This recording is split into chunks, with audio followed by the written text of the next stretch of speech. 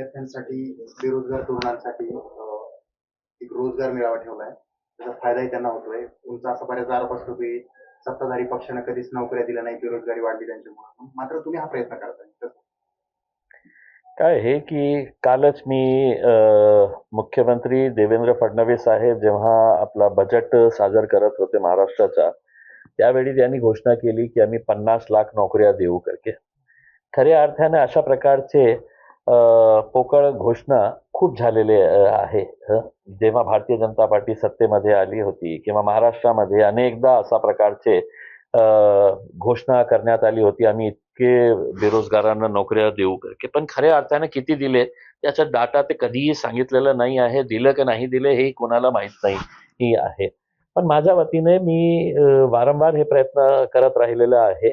अनेक कंपनीजला आम्ही अप्रोच करतो आणि त्यांना विनंती करतो की तुमच्या HR टीमला पाठवा आणि आम्ही जॉब फेअर ऑर्गनाईज करतो. सगळ्या मुलांना ते सगळे सुविधा जे त्यांना द्यायला पाहिजे इंटरव्ह्यूसाठी, ते इंटरव्ह्यूज आम्ही सगळं इथेच आमच्या ऑफिसमध्ये ठेवतो.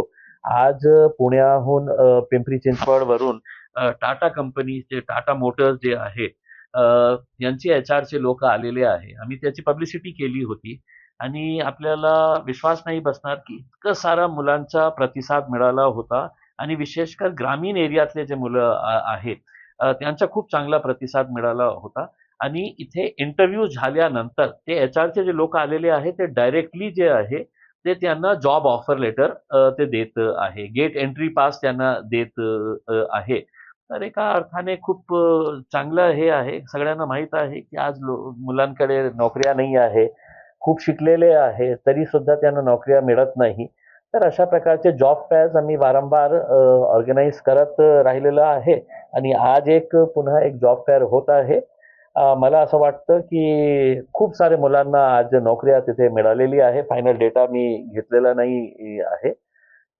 तरी चांगली गोष्ट आहे मला असं वाटतं. परंतु बरेच असे काही पक्ष आहेत ते असे प्रयत्न करत नाही.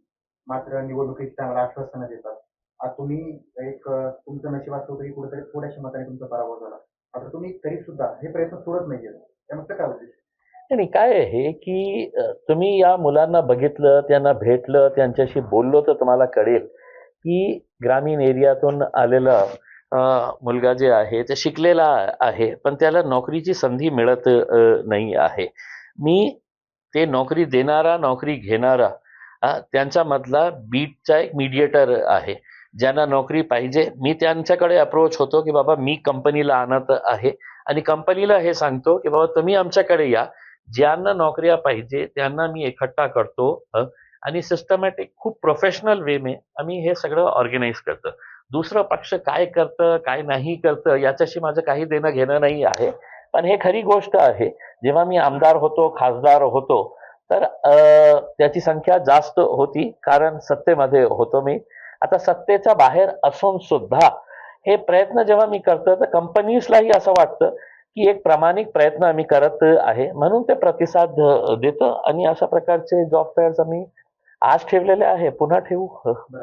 महानगरपालिकेमध्ये सर्वाधिक जास्त चर्चेत असणारा पक्ष तुमचा एमआयएम ठरला आहे. कारण अतिक्रमण हटाव मोहिमेदरम्यान तुमचे नगरसेवक गेले होते, नंतर त्यांच्यावर गुन्हे देखील दाखल झाले. तर आता त्यांच्यावर कुठेतरी अपात्रतेची कारवाई संदर्भात हालचाली देखील सुरू आहेत. काय आहे की जेव्हा लोक आपला प्रतिनिधी निवडतो तर हे घरी बसण्यासाठी नाही निवडतं.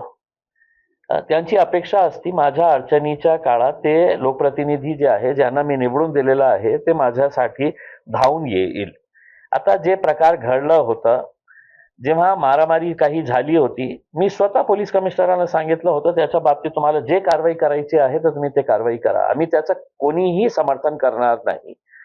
पण दुसऱ्या दिवशी ज्या प्रकारे एकतर चूक कुणाची आहे हे स्पष्ट आपण समजून घ्यायला पाहिजे.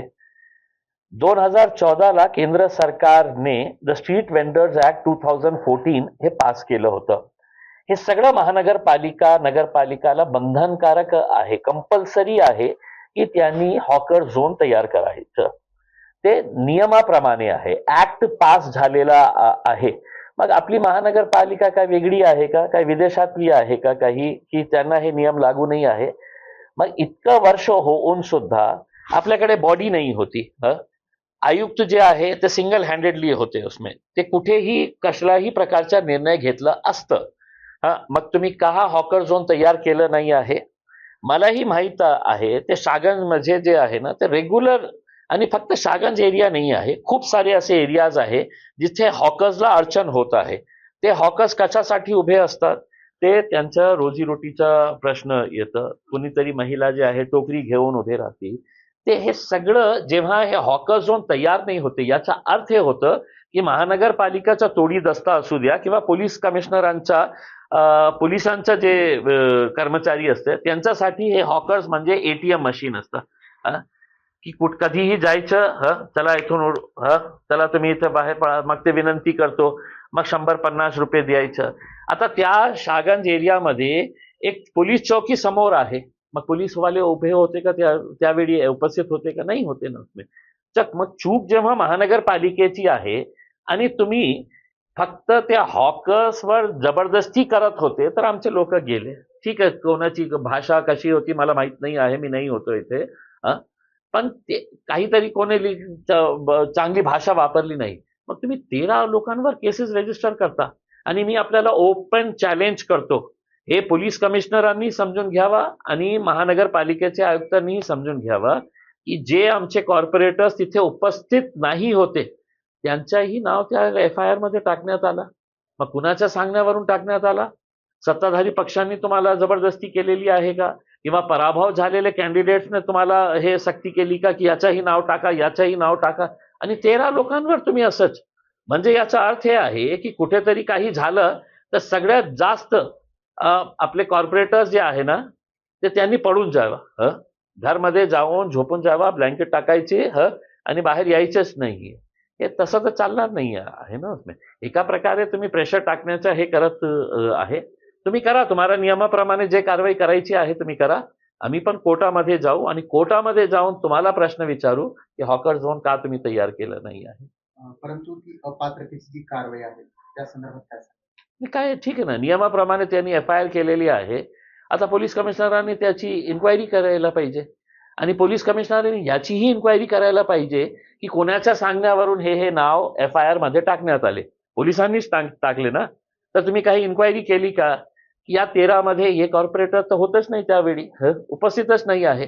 तुमचे कॅमेरे असेल, मीडियावाल्यांचे कॅमेरे असेल, सोशल मीडियाचे कॅमेरे असेल, त्याच्यामध्ये बघा तुम्ही ते कॉर्पोरेटर आहे का. जो आहेच नाही स्पॉटवर त्याच्याही नाव का टाकण्यात आले, पोलिसांनी इन्क्वायरी करा आणि ज्यांनी खोटी FIR झालेली आहे त्यांच्यावर FIR रजिस्टर करावं नाही. हे अशा प्रकारचा वन साइडेड तर होणार नाही ना. थोडा बहुत कायदे कानून आम्हालाही कळतं, मला स्वतःला तर खूप चांगलं कळतं.